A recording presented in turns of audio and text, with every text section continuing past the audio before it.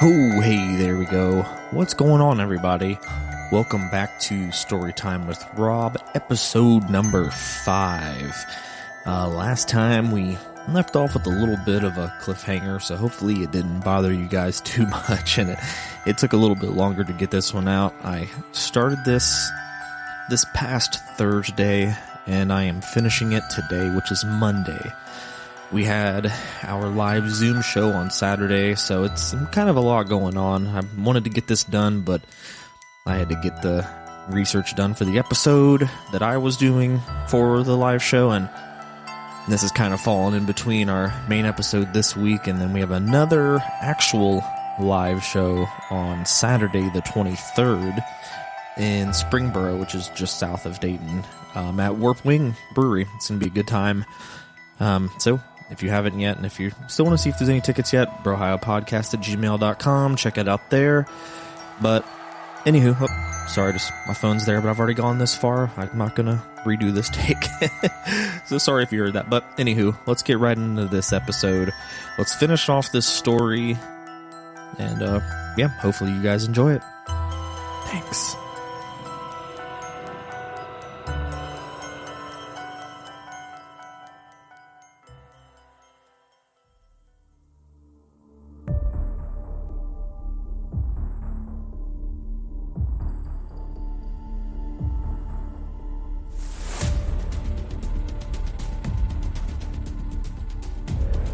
I was sitting on top of the boulder that I had just taken a shot at Mike, who was standing in front of the ATM. And I forgot to mention in the last update that he had a mask on when he got out of the car. I could tell it was him, though, with his suit and body shape. I took a shot at him, and he fell into the machine. I proceeded to shoot out the back tires on his Chrysler 300 to trap him. He was now a sitting duck with nowhere to run. He then went onto the passenger side of the car and dove through the window.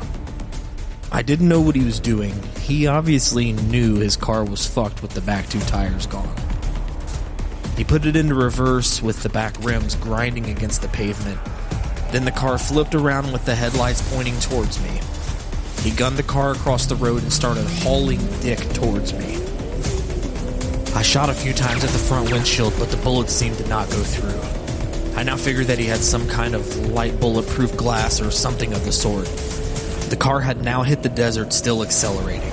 About 100 yards out from the boulder that I was perched on, I saw a driver's side door open and him bail out. I shot once at him, but missed. As soon as I took the shot, I jumped off the boulder right by my ATV. About 2 or 3 seconds after I did, I heard a huge explosion and saw a gigantic flash of light envelop the dark desert. I started the ATV and slung the P90 over my shoulder. As I rounded the boulder, I saw Mike's car engulfed in flames. I flew past it, searching for him with my 9mm out. He was nowhere in sight. I gunned it to the bank and ran up to the ATM he was just at. The weird electronic device with wires hanging out of it was still stuck in it. I grabbed it and took off. I guess he forgot it in all the commotion. I took off towards my car, still trying to look for Mike in the desert as I passed by it. Again, he was nowhere to be seen. I took off my ski mask and I put it in my pocket as I was speeding down the street. I was pissed I had let him get away. It wasn't going to be easy to get another chance like the one I just had. As I arrived at my car, I heard sirens in the distance. I knew I couldn't just leave the ATV out in the open for the cops to find, so I found some bushes at the edge of the park. I took some wet wipes I had in my backpack and wiped off the handlebars and a few other spots where I thought my prints would be. I ran as quickly as I could after hiding the ATV and got into my car. I was driving away and I could hear more and more sirens in the distance, and I hauled ass out of the area in order to not be linked with what had just happened. It was about half hour later I finally arrived back at my hotel, exhausted and angry that I had missed my chance. I pulled the device that I had gotten out of my pocket and started doing some research. I didn't find much on the outer web, but the darknet I found some similar devices. They were apparently for hacking into an ATM and pulling money out of people's accounts. I needed to figure out what he was doing with this thing, and so I drove to a nearby coffee shop and used their Wi-Fi. I checked my bank account, and I saw several $1,000s missing from my account. All the transactions were in $1,000 increments, one day after another. It blew my mind. They were taking money slowly out of my account in order to bankrupt me to slow me down. And this just pissed me off more than anything. You weren't playing this game very fairly, Mike. Whatever the fuck that's supposed to mean. I went back to my hotel and crashed. When I awoke, it was already daytime, around 10 a.m. I finally got a good night's rest. God knows I needed it. I sat up in the bed thinking. Technically, Mike was it now, and I figured he was a bit pissed that I caught him by surprise. Oh, and on top of that, he destroyed his car to get away from me, and he probably had to walk for hours and hours back to his hotel or call a taxi. It made me smile that I had put him through all of that. He really went through a lot to get out of that situation. I mean, shit, his goddamn car was rigged with fucking explosives just in case he was put in a situation like that. It dawned on me that I wouldn't know what vehicle he was in now, which would make my life that much harder. He could be in any vehicle at any time, which sucked. I just sat on the edge of my bed thinking about all this, and then there was a knock on my door. My adrenaline was pumping again. I heard a key card get put into the slot, and the door handle jiggled a bit before opening. I grabbed my Glock and I chambered around and dove beside my bed. The door was caught by the chain lock. I looked up to see a little Mexican housekeeper looking at me. I put the gun away behind my back and I stood up. "Housekeeping," she said while looking at me. No thank you, come back again later, I said to her. She shut the door and I heard her walk away. I had a huge sigh of relief and unchambered the round. Fuck, lady, you could have been shot. But weren't they supposed to say housekeeping before they opened the fucking door? I sat back down on my bed and I slid my hand over my forehead and through my hair. I could tell my body was having a hard time with all the shit going down. I got up and took another shower. I stayed in that night and ordered takeout. The next day, I switched motels and chilled out. I took another few days to chill out and recoup from everything that had happened. On the third day in this new hotel, I knew I needed to get to the end of this game. After a few hours of pacing in my room and not coming up with a single fucking idea and stressed as hell because I couldn't come up with anything, I decided I'd go down to the strip and play a little poker to get my mind off of everything. I went down to the Flamingo Hotel and I started to play a little. After a few hours of playing and winning a good amount, I decided it was time to pack it up and quit while I was ahead. I cashed out my chips and headed out to walk the strip for a bit. It was so crowded and crawling with cops that I knew even Mike wasn't going to try to take the chance to try shooting me here. As I was walking, I noticed the Bellagio fountain started up. I stood across the street admiring them, and it took my mind off everything that was going on for a brief moment. And as soon as my mind got sidetracked with the beauty of the jets dancing around one another, I saw something that shocked me to my very core. There was Mike, walking in between a thick crowd of onlookers watching the fountains. Holy fucking shit. Out of all the people in the whole fucking city, there's the one person that I was looking for right in front of me. He hadn't noticed me at all, so I started trailing behind him on the other side of the street. I lowered my baseball cap and I kept watching him, always a few feet behind, so he wouldn't see me.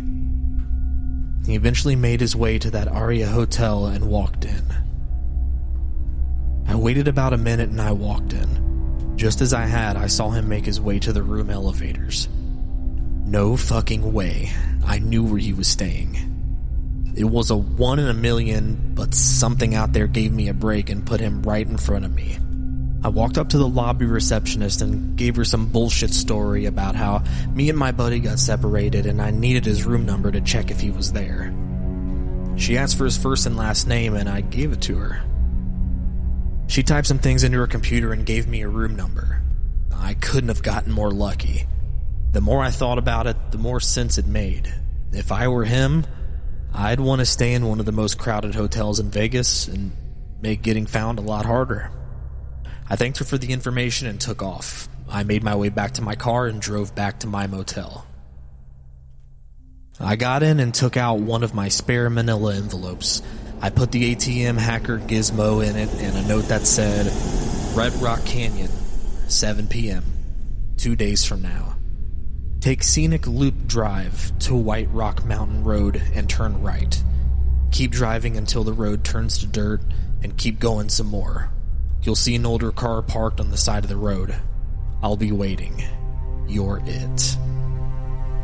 I ran back to the Aria with the envelope and room number in hand. I took the elevator up to his room, a nice suite. I wrote Mike on the front of it and took out some tape that I had, stuck the 2 pieces to the envelope and stuck it to his door as fast as I could without making any noise.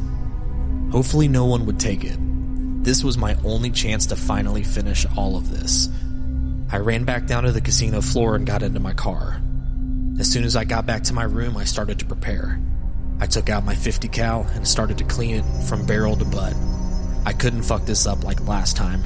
I started to put the gun back together, and there it was again. That big old smile had come back to my face. Alright guys, this is almost the end. There'll be either 1 or 2 more parts to this series again. Sorry for not updating sooner, and I will for sure update tomorrow. You have my word. Again, thanks for reading. Until next time. Well, that's what he wrote in the story. It's not really the end. Not yet.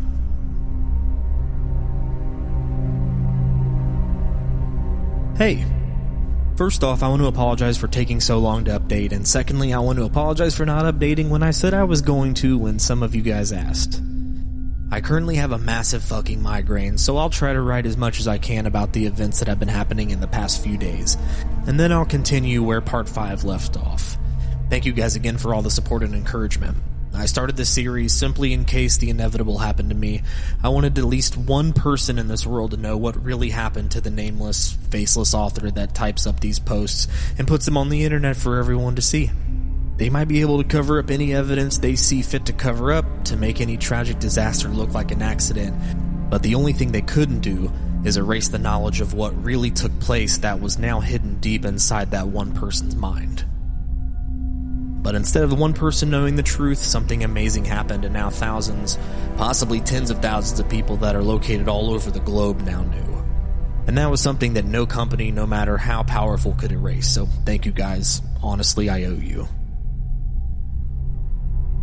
I got done cleaning all my guns at the hotel room, and then I proceeded to go to Walmart to get a few extra outdoor items, along with things that I had brought from home in case I could no longer stay in a hotel room and had to do a little camping. I had picked up about 10 of the 5-gallon propane containers, 2 big 10-gallon gasoline containers, a bottle of Jack Daniels, and some other odds and ends to keep me sane if I had to wait for him. After all, he did have a reputation of taking his time to prepare and plan for whatever he was about to do. Unless he was setting a trap for me, he really got shit moving when the ball was in his court. But unfortunately for him, it wasn't this time, so I prepared to wait. I stopped at a gas station to fill up my tank and the 10-gallon gasoline drums I'd just bought. Once I was done, I headed up to set up and wait. I arrived around 11 p.m. I told Mike to meet me out at the Red Rock in 2 days from when I left him the note. I figured he was going to take the day in between to check out the place for advantages and disadvantages, cover, terrain, and which spots would offer the greatest advantage over the other, i.e. high ground with lots of cover. I had already done this the week before, and luckily have spent my fair share of time in the area hiking along, just to get out of the city, even if it was just for a moment. You'd be surprised at how much more you take in when you hike alone and don't have any distractions. I knew this particular area well, almost like the back of my hand. Mike didn't, so I had a few ideas on where to lay a trap for him if he decided to come the next day and do some scouting. I knew he'd be looking for a good ambush area, somewhere that I wouldn't expect, and where he would have an extreme tactical advantage. There was an area about 2 miles in from where the paved road turns into dirt. Big boulders surround the road, along with tons of wild trees and bushes. Monsoon season was coming to an end, so the vegetation was nice and thick, providing lots of sight coverage. I was planning on parking my car right after this area in order to provide the illusion that that's where I would ambush him. However, there was a big, overhanging plateau formation way in the distance. It had 3 great perched areas that looked over the entire stretch of road for about 1.5 miles in each direction. This was my best chance I had, and I needed to take it. I arrived at around 11 p.m. and parked my car way off the dirt road and out of the line of sight from the people that would be driving on it. I packed all of my gear I would need for the night and started to trek up to the area which I chose to watch from. I only brought 2 of my guns, my 9mm just in case, it's always good to have a backup, and my baby that was a little hungry to do some hunting, the Barrett 50 cal. I finally trekked up to the plateau and got the rifle set up for a good shot of incoming traffic. It was around midnight at this point, and I figured I'd just relax with some Jack and some shitty easy-cooked meals for a bit. I had no internet or phone service, so it was good old-fashioned books and a few comics to keep me entertained. I had other stuff back in the car, but I was content for the night. Around 2:30 to 3 a.m., I heard a car coming down the dirt road towards me. I was a little curious as no one is usually out here at this time of night. I figured it was a park ranger or some love-crazy kids that just wanted to be alone. Wasn't worried about it either, as I had hidden the car extremely well and didn't have any electronics or other things that would alert people to look up in my direction. I watched as the car got closer and closer to the area I was planning on leaving the car for Mike to see. The car, a blue Toyota RAV4, had rental stickers on the side of the windows, which made me think it was some tourists enjoying the desert at night. But then, once I started thinking about it, someone who doesn't know the area, especially while traveling at night, wouldn't even leave the scenic route roundabout, let alone come out to some random off-trail in the middle of bumfuck Egypt. It dawned on me that Mike probably had to rent a car as I, blew his up. Oops. I waited for a minute, and after being stopped at the area for a minute, someone got out of the car. And holy shit, it was Mike. He had a fucking big-ass bulletproof jacket on, along with some huge assault rifle. It looked like an AR-15, but way more decked out and more like something fucking Rambo would mow people down in the rainforest with. I waited for him to drop his guard and look around a bit, and I took a shot. Missed by a bit. Holy shit, how dumb could I be? I didn't reset the scope after cleaning the gun. Fucking details, man.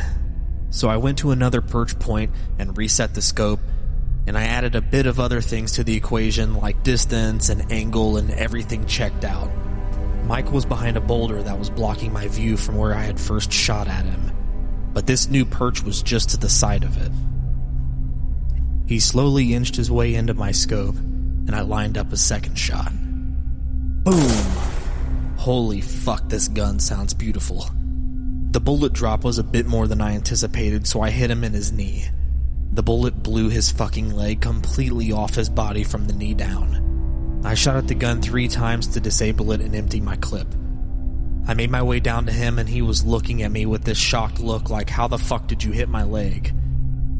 I put a tourniquet on his leg, but of course searched him for weapons first. He still had that original 9mm with the suppressor on it that he first shot at me with. Memories, man. I then shot him up with an EpiPen I always kept in my first aid kit to keep him alive for a bit longer. A bit cruel, yes, but I didn't want it to end just yet. I had a few other things for him to see. I dragged him over to his car and put him in the front seat so I could watch him. I went over to him with the bottle of Jack and asked if he wanted a last drink. He sure took that fucking opportunity up, that's for damn sure. I loaded up all of the propane tanks into the back along with both of the gasoline containers. We drove for about 45 minutes, him barely awake but still fully conscious, and really enjoying the Jack. We got up a little ways on the back highway to Mount Charleston and eventually got to a good straightaway with a sharp turn at the end with nothing but a little guardrail in between the road and about a 1,300-foot drop. I found a good-sized rock on the side of the road and started to pour all the gas all over inside the vehicle. All Mike did was close his eyes and wait. When I was done and about to launch it, I went up to the door and asked him a simple question. You want it fast and quick, or long and horrible? He looked at me with a smile and held up a nearly empty Jack Daniels bottle. Fast, but let me finish this first. He chugged the rest of it and said something I'll never forget. I definitely don't want to die just yet, but you sure set up one hell of a fucking game for yourself. He knew that I had put a hit on myself right after I left him the very first note in my apartment that said, "Tag, you're it." He looked forward out to the windshield and to the sky and said, Do it. Make it quick and clean, and light this fucking thing and get the fuck out of the area. Until the very end, he was a damn good sport about it. If the tables would have been turned, I don't think I would have been so nice about it. Boom. In one temple, out the other. I set the gas on fire in the back first and placed the car in drive. I then let it fall onto the gas pedal and the car took off. It strayed to the right a bit, but it was going pretty damn fast by the time it hit the edge. I was walking for about 5 or 6 minutes before the propane tanks exploded. They can handle a bit of heat, I guess. They went off one after another, and the last 4 or 5 of them all went off at once. I got off the highway and started walking the trail back to my area, and that's how this all should have ended. But I'm sorry to say it hasn't. Mike and I met for the last time at Red Rock Canyon about 6 days ago, and ever since then, some really weird shit has been going on. I really don't know for sure if they're all connected. It's obvious that some of these occurrences do, and the pieces that are fitting together are constantly leading back to one thing: the organization I originally hired. But my mind is trying to make everything that has happened to me from the past 6 days all fit together. I fear I'll miss something if I don't make them fit, something that would end up saving my life, possibly. In the end, I'm just mashing up all of my experiences and clues I've gathered in the past 6 days, trying to find some sort of picture of the game they're playing with me. All I know is ever since Mike and I finished our game of tag, my life has gotten turned completely upside down. Enemies are everywhere, and worse yet, I don't even know who they are, what they look like, and what they want from me. I can't trust anybody, except for people I knew before I started this game, and in a city with this many people, I don't have a whole lot of options. First off, for the past 6 days I've been having massive migraine headaches. It literally feels like there's an ice pick slamming into different parts of my brain with each pulse of my heart. I got regular light headaches every so often, like any other person does, but they were nothing that some Advil couldn't fix. But these are different. They're happening every fucking day, multiple times a day, and nothing I take gets rid of them. I have to wait for them to pass, which takes a few hours. I can barely stand when they happen, and light aggravates them. I even have my laptop screen on its lowest light setting to help minimize this. And secondly, 3 days ago, I was waiting at a light intersection in Henderson, a city that's connected to Las Vegas on the south side. The left turn light turned green, but the other lights for the people that wanted to go through the intersection was still red, so I remained stopped patiently waiting with no cars in front of me. The first car turning left started through the intersection, then out of nowhere, a car going at least 60 to 70 miles per hour barrels through and T-bones the car. The car that was T-boned while turning spun a few times and ended up on the other side of the intersection, finally stopping on the corner of the sidewalk to the left from my position. While the other car that sped through the light barely made it through the intersection, coming to a grinding halt as its engine dropped, and the front end completely caved in. Everyone slammed on their brakes in the intersection and was pretty much wide open, so I hit the gas and drove through and parked my car in front of her with my right side wheels up to the curb. I jumped out of my car and ran up to her, praying she was okay, and attempted to open her driver's side door, but it was also caved in where the other car had impacted, so the door lock was busted to shit from the looks of it. I ran to the passenger side and unlocked the door, and through the broken window, I could see an unconscious woman strapped to what looked like a metal death box. I had an unbelievable sense of recognition that came over me. I knew I had seen her before, but I had no idea where. Like walking past someone that you've seen at your favorite grocery store, recognizing someone that jogs around your block in the morning time, only this time you're both standing in line to buy movie tickets. You recognize them and you know that you've seen them around somewhere, but you don't know exactly where. I quickly pushed the thought out of my brain in order to focus. I tried getting her out of her seat, but I couldn't access the belt buckle latch attached to the seat as it was completely encased in the caved-in driver's side door. I searched my pockets frantically for my pocket knife and I cut through the belt. As soon as that was done, I picked her up as carefully as I could and set her down on the curb just outside the passenger side of the car. Adrenaline is quite an amazing chemical when it fully kicks in and flows through your body. She felt like she only weighed 30 pounds when I picked her up. As I was laying her down on the sidewalk, I saw a little chunk of metal sticking out of her right thigh through her tight jeans. It was protruding out about 3 inches, but I had no idea how far it extended into her thigh. I took off my belt, and it's funny I actually referred to it as my lucky belt ever since I got away while running from the cops drunk in college and because of all the other ridiculous situations I've gotten out of while wearing it. It's stretchy with no designated loops, so it can fit around anything as small as a stop sign post to something as big as the fattest contestant on the season premiere of The Biggest Loser. I slipped it under her leg and pulled it as tightly as I could, a couple inches above where the metal was sticking out. Right as I did that, she opened her eyes very slightly and looked at me. Then after a few seconds, she closed them as she blacked out again. I kept my fingers on her neck to feel her pulse, and it was there, but faint, but it was there. I lifted her leg up really quickly to see a round red stain as a pool of blood started gathering underneath her thigh, trapped there due to her tight skinny jeans. Every 30 seconds or so, I checked and thankfully it wasn't getting much bigger. Looking back, it seemed like time itself was going to slow as I got her out of the car and tended to her injuries. I completely blocked out the world around me. As soon as I knew she wasn't going to bleed out, I heard the faint sound of sirens in the distance. Reality snapped back as I looked around to survey the scene. Most people were just standing around on the opposite side of the street from where I was, some on their phones, presumably calling 911, and others just shocked at the incident that they had just witnessed. I looked over to see 2 people pulling the man who ran the red light out through his window, his car about 2/3 the length it used to be. Even a bit of the front doors of the car were warped a bit, which explained why they couldn't get them open. It maybe took the paramedics 4 or 5 minutes to get to the scene, but it felt like an eternity. 2 ambulances came flying to our location. One went and parked by the other man's car, and one parked in front of mine. I checked her pulse one more time and it was still there, faint, and it damn sure seemed to be clinging to life, but nevertheless it was there.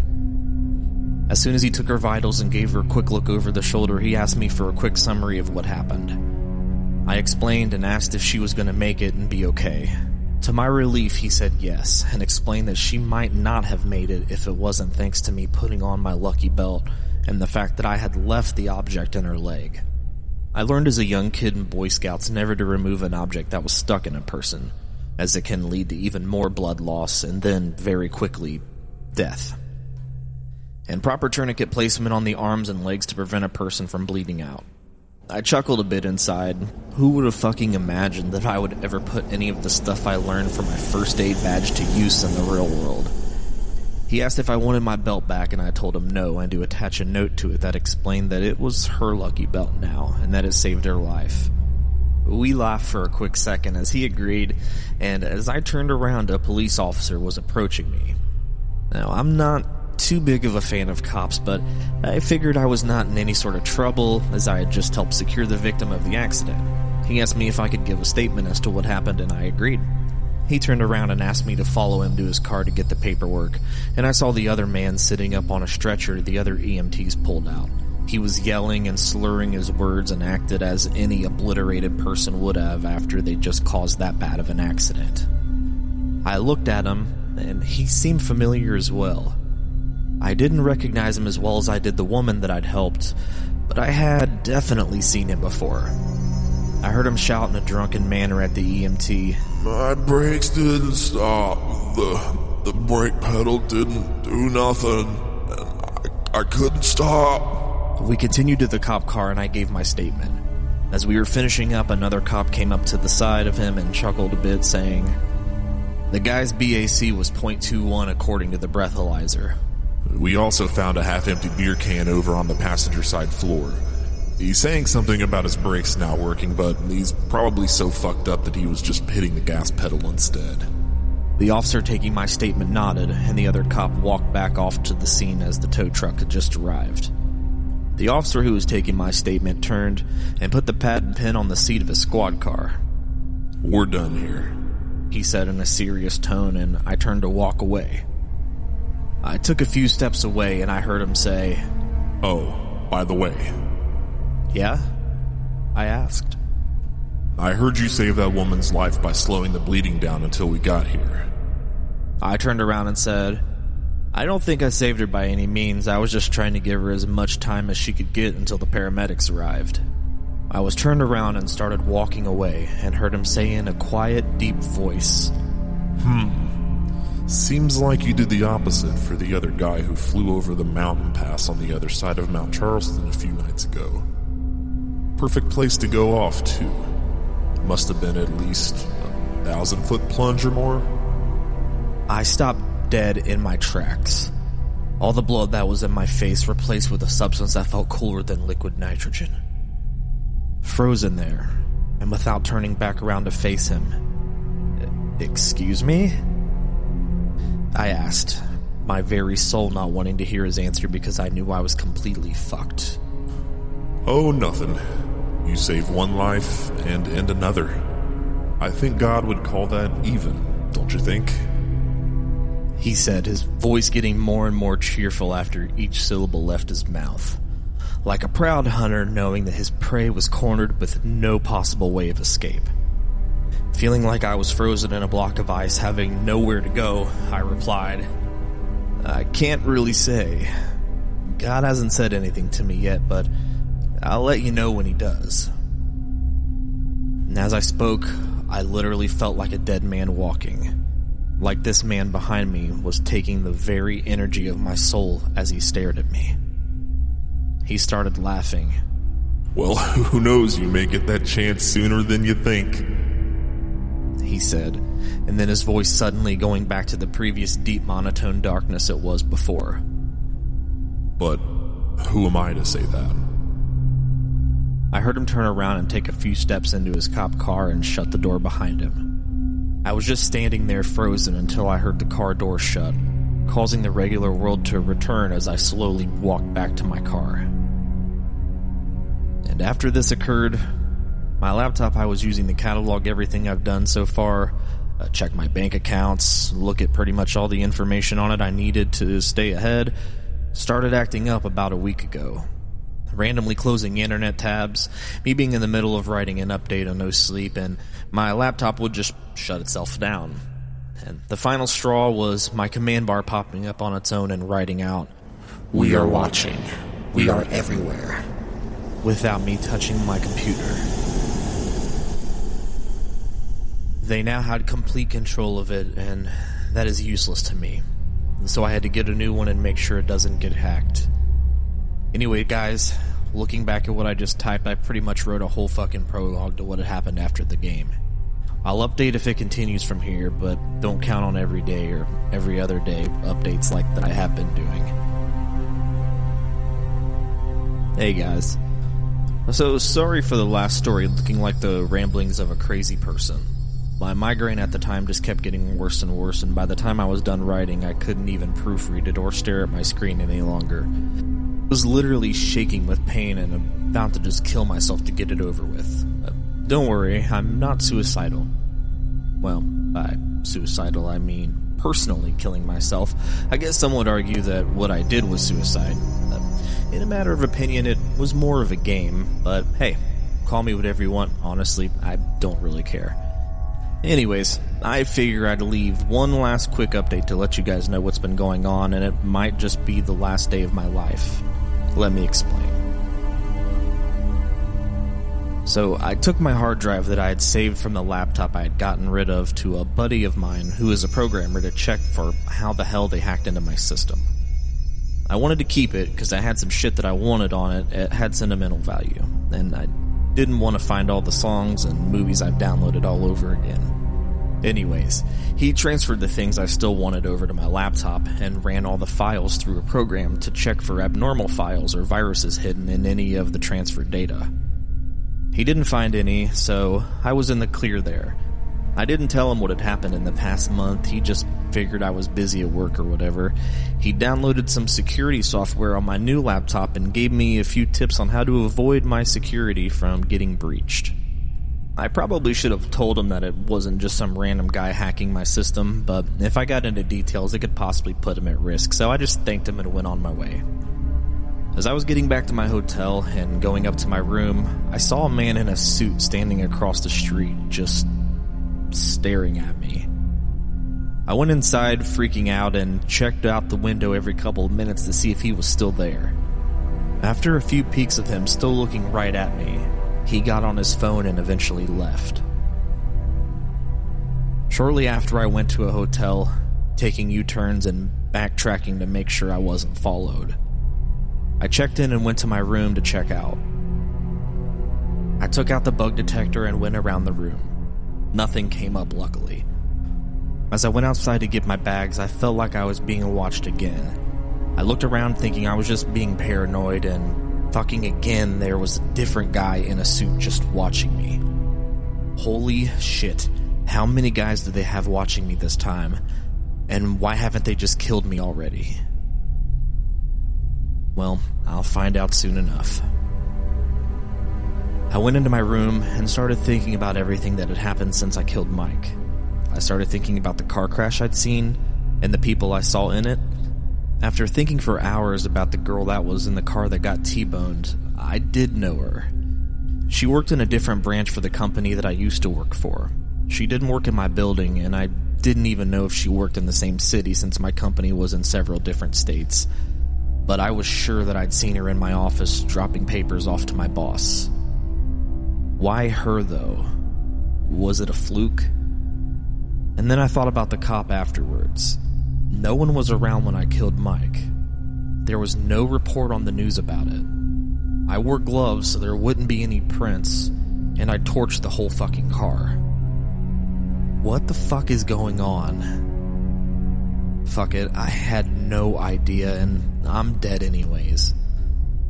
I went to my computer and opened it up to look for a good bar to get fucked up at. Another command bar was open, and it said, "We need to talk. Sunset Park, tomorrow. Go to the southeast corner. Come alone. If you pull anything, you will be shot. Don't be stupid."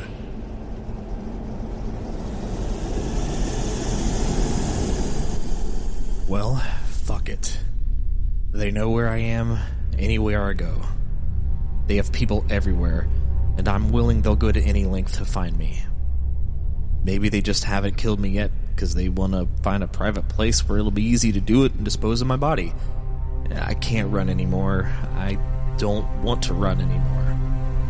I had the time of my life, and now it's not fun anymore. Oh well, I'll go see what they want, and I'm gonna go get shit-faced and have a good time. Later, guys, and in the words of the famous Ron Burgundy, stay classy.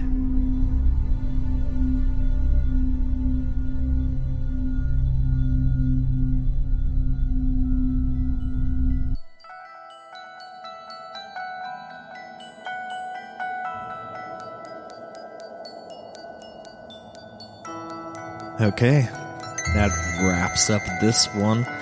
I don't know where I'm gonna go next for my next stories. Now, as you can tell, I don't really care if these stories are fiction or non-fiction. It's just a matter of how good they are. Now, if they're truthful, cool. If not, cool. It really doesn't matter to me. Hopefully it doesn't matter to you guys. So yeah, we'll see where we go from here. I have a couple ideas. I'm going to have to read through some situations just to make sure if I want to go in that area, but we'll see. I don't know yet. But thank you guys for listening. I do appreciate it. Love you.